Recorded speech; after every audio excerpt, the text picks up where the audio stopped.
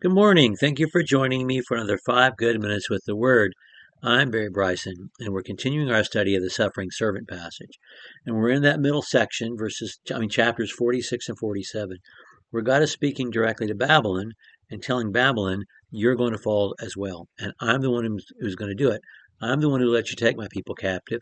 I'm the one who let you be as powerful and as prosperous as you are so they could prosper. But then when I'm through with you, you're going to fall.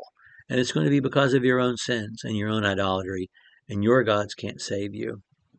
The Babylonian religion, Marduk, who was the chief god, the creator god, his son Nebo, who was the god of wisdom and the protector god. It is a religion based upon the heavenly host and observing the planets and the stars and keeping track of. And this continued on into the Persian times and beyond. The Magi who came to adore the baby Jesus were in that same tradition of people who took very seriously their astronomy slash astrology because it was the same thing at the same time.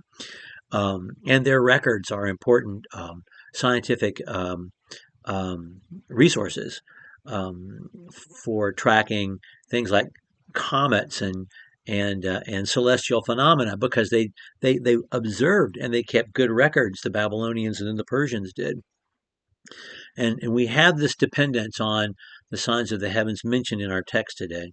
In our text today, God's going to end this section by literally taunting their idolatrous religion as being pointless, which he has done multiple times already in the suffering servant passage and, and has done quite loudly and adamantly already in this middle section where he speaks directly to the Babylonians. Let's not forget that part in in chapter 46. He says, "You take, okay, get your gold, get your silver, take a lump of it, and make a god. You got to carry it to wherever you want it to be. It can't speak. It can't move. It can't do anything. It is nothing but the thing you made of it, which is a lump that's now been fashioned into an image." And he's going to mention their celestial wisdom and their incantations, and they will meet with the same kind of forceful derision as he ends this section before he turns back to his own people and talks to them about their restoration from captivity. "Stand fast now in your spells and in your many sorceries, with which you have labored from your youth.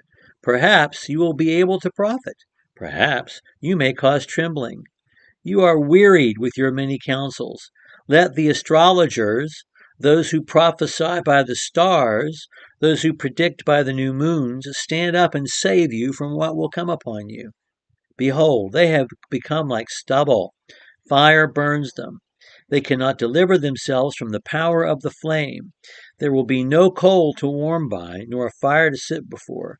So have those who so have those to become so have those become to you with whom you have labored, who have trafficked with you from your youth. Each has wandered in his own way. There is no one to save you." And that's how he ends the section. There is no one to save you.